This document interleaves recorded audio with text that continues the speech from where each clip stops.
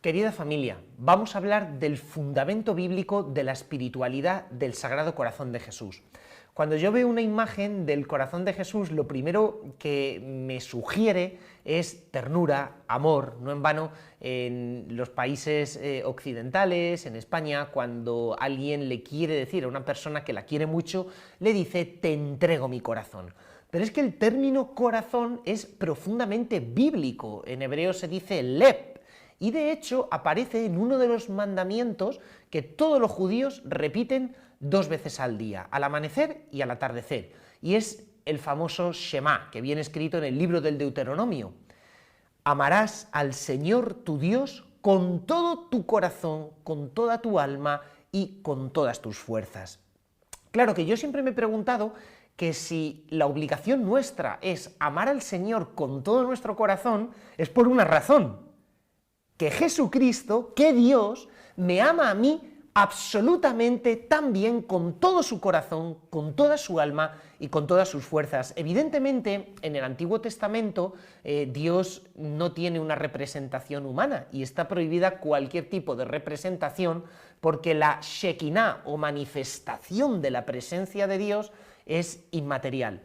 Entonces, más bien, si buscásemos un fundamento a nuestra espiritualidad de devoción y amor al corazón de Jesús, tendríamos que buscarlo en uno de los atributos más importantes de Dios en todo el Antiguo Testamento, que es la misericordia. Misericordia se dice Gesed en hebreo y significa las entrañas misericordiosas del Señor que le llevan a superar cualquier tipo de rechazo de la humanidad cuando ésta peca o es infiel a la alianza. Y es que este concepto es clave. Dios desea establecer una alianza de amor y de amistad con la humanidad, pero la humanidad constantemente se separa de Dios, a pesar de que Dios redobla los esfuerzos por acercarse a ella y atraerla a una vida de comunión íntima con Él.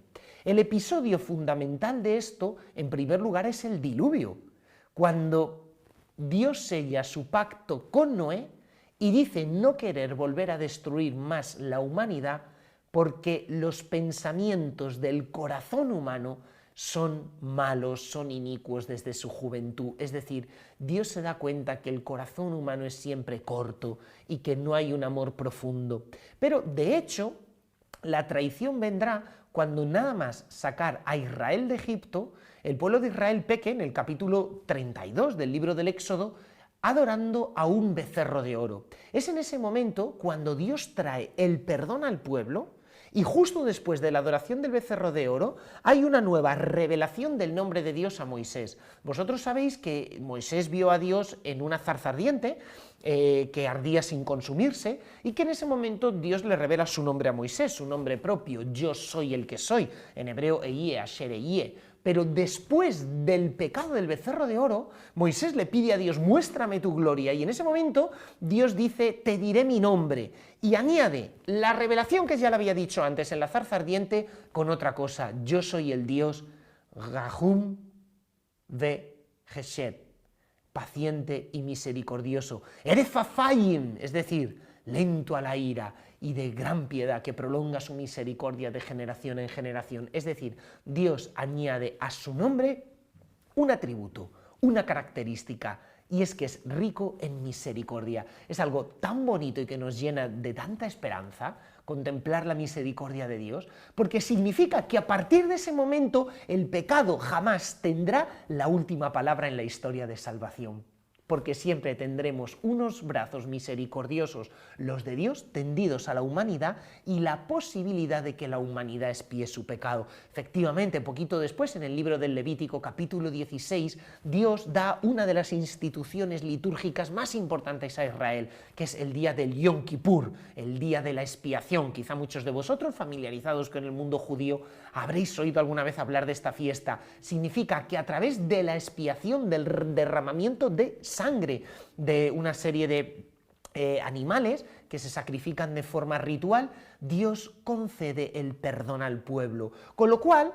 nosotros podemos estar firmemente seguros de que Dios no simplemente nos quiere regalar su amistad, sino que además esa amistad, por ninguna cosa del mundo, Dios desea que se rompa. Pero atención, porque hay un dato todavía más bonito que a mí me llama la atención.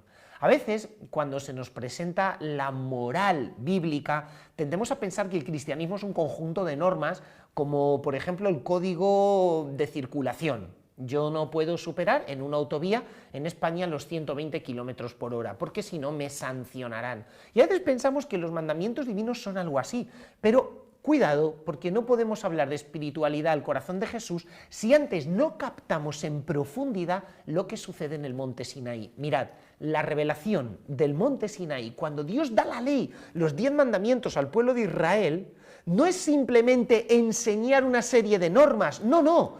Para toda la espiritualidad bíblica, lo que sucede en el monte Sinaí, familia, es un desposorio, un matrimonio espiritual entre Dios y el pueblo.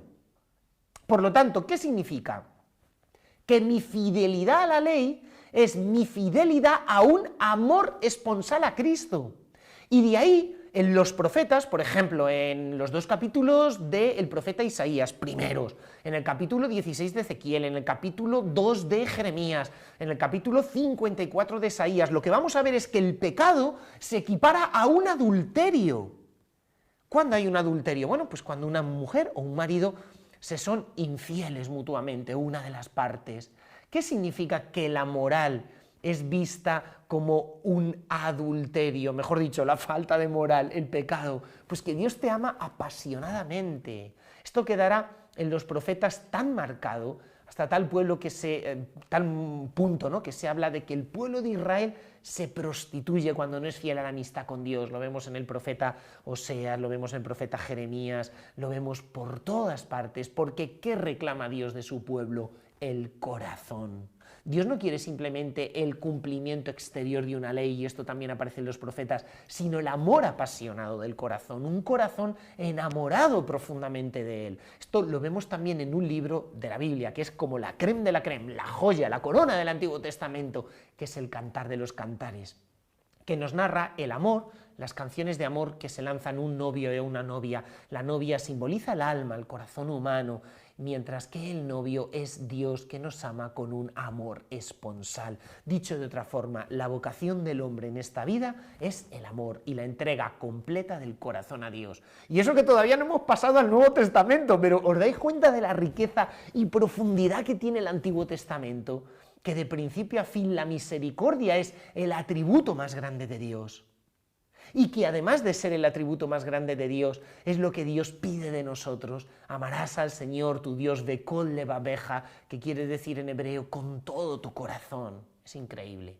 Bueno, pero ¿qué sucede en el Nuevo Testamento? Que el amor de Dios es tan grande que ya no solo interviene en la historia, porque en el Antiguo Testamento Dios va interviniendo en momentos puntuales de la historia, la va conduciendo, la va guiando. Pero es que en el Nuevo Testamento, en Nazaret, en el año 0, Dios se mete dentro de la historia, y esa es la encarnación del Verbo. Y si quiero hablar del corazón de Jesús, tengo que hablar de Nazaret, tengo que hablar del momento de la encarnación, porque es el momento en el cual Dios ha querido amarme con un corazón a la vez humano y divino. Es decir, el amor de Dios ya no es solo inmaterial, sino que late en el corazón humano de Jesús, porque Jesús es una persona divina, Dios con 2 naturalezas, humana y divina. De ahí que es una auténtica maravilla, porque a partir de ahora voy a poder contemplar a un corazón que late por amor a mí, y eso lo tenemos en el capítulo 2 de San Lucas, en la infancia de Jesús. Pero atención, porque ¿qué es lo que veo en Jesús? Sobre todo un ministerio de misericordia. Cuando Jesús realiza un milagro, los evangelistas siempre en griego colocan un verbo, splangitze, es decir, se compadeció, del verbo splangizomai, que significa el verbo compadecerse en griego. De hecho, Jesús ve un leproso, Jesús ve una persona que está en pecado, Jesús ve a alguien que tiene algún tipo de debilidad física, moral, situación difícil, y siempre dice el Evangelio, splangitze, es decir, Jesús se conmueve, Jesús se compadece. Quien se está acercando a Dios no se está acercando a una pared de cemento como la que yo tengo aquí. Quien se está acercando a Dios se está acercando a un corazón vivo, y eso aparece a través de esta expresión en el Nuevo Testamento. Pero hay más. Cuando uno quiere recibir esa efusión de la divina misericordia, ¿cómo la suplica en el Nuevo Testamento? Siempre con una frase, Kyrie, Señor, eleison me, Señor, ten piedad de mí. Porque a Dios le podemos pedir muchas cosas, pero su corazón se derrite cuando le suplicamos que nos bendiga con su inmensa misericordia, eleison me, ten compasión de mí. Habrá una frase en Mateo 11 que se convertirá en el texto paradigmático que encontramos a los pies de cada estatua del corazón de Jesús esculpido por todos lados, y es: venid a mí, todos los que estáis cansados y agobiados, que yo os aliviaré. Cargad con mi yugo y aprended de mí, que soy manso y humilde de corazón, y encontraréis vuestro descanso, porque mi yugo es llevadero y mi carga ligera. Mateo 11. ¿Qué significa? Que el mundo nos cansa, las situaciones difíciles de la vida nos van restando las fuerzas, estamos en estado de low battery, de batería baja, pero que encontramos nuestro refrigerio en el corazón de Cristo. De hecho, se emplea un verbo muy bonito, que es el verbo anapauo. El verbo anapauo literalmente en griego significa refrescar. Por ejemplo, cuando un animal tiene mucha sed, o nosotros mismos nos refrescamos con agua. Y en el Antiguo Testamento Dios decía que su pueblo era invitado a entrar en la tierra prometida para encontrar ahí el descanso. Qué bonito, anapauo, encontrar el descanso, que etimológicamente viene de refrescar. En una cultura dominada por los grandes desiertos, las llanuras esteparias, bastante aridez y temperaturas elevadas, siempre el descanso se asocia con el refresco. Bueno, pues Dios dice: venid a mí, a mi corazón, que yo seré vuestro descanso. Anapauo, qué bonito, significa que yo descanso en el corazón de Cristo, que el corazón de Cristo es el lugar donde yo quiero morar. Y esto me lleva a dar el salto al gran evangelio, el evangelio de San Juan. Ahí se nos va a hablar del misterio del corazón traspasado de Jesús, que de la cruz brotará sangre junto con el agua. Qué bonito, porque significa que en ese capítulo 19 de San Juan yo puedo entrar ya dentro de ese misterio del corazón de Jesús. Igual que el templo de Jerusalén tenía un área escondida donde estaba el Sancta Sanctorum tapado por el parotec o columna del templo, significa que ahora se rasga la carne de Jesús para que yo pueda entrar en su corazón, para que yo pueda entrar al misterio de su intimidad, donde nadie más puede entrar. Allí puedo yo entrar. Ya en la última cena, San Juan había reclinado su cabeza sobre el pecho de Cristo, sobre el costado de Cristo, y ahora soy yo invitado a disfrutar de esa amistad con Cristo, que desde la cruz me abre su corazón. Pero, ¿qué brota de ese corazón? Brota el agua. Y el agua tiene un significado muy bonito en el Evangelio de San Juan. Ya veíamos en San Mateo cómo Cristo deseaba que yo descansara al modo de refrescarme en él. Pero ¿qué significa el agua? El agua significa en el Evangelio de San Juan la efusión del Espíritu Santo, claro, porque el corazón de Jesús me está hablando del misterio del amor de Dios, pero el Espíritu Santo es el amor de Dios hecho persona, Padre, Hijo y Espíritu Santo. Por eso cuando Cristo muere en la cruz, capítulo 19 de San Juan emplea una expresión maravillosa: inclinando la cabeza entregó el Espíritu, que significa que el Espíritu Santo recibido en mi alma me lleva a disfrutar de ese amor del corazón de Cristo. Increíble. Y ese agua viva, San Juan dice que Jesús en el capítulo 7 de su Evangelio, puesto en pie en el templo de Jerusalén, dijo: el que tenga sed, que venga a mí y beba.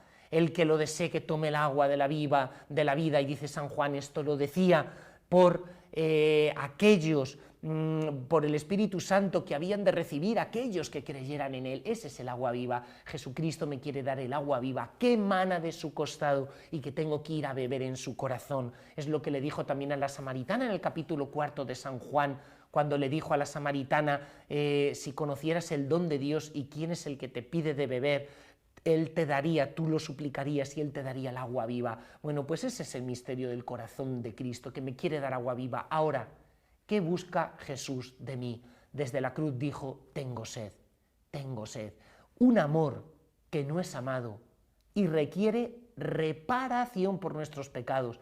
Por eso el Evangelio de San Juan y todo el Nuevo Testamento me está recordando continuamente que Jesucristo tiene sed de mi amor. Jeremías El profeta nos dice que Dios tiene sed y el pueblo le lleva vinagre. Yo no puedo llevarle vinagre, es decir, un corazón raquítico y que ama poco, sino un corazón desbordante de amor a Jesucristo, que le da a Él de beber con amor. Cristo me da el agua viva y yo le doy mi amor, mi capacidad de amar, que puede ser pobre y pequeña, pero ahí quiero vivir. San Juan en la última cena reclinó su cabeza sobre el pecho de Jesús. ¿Qué hago yo ahora?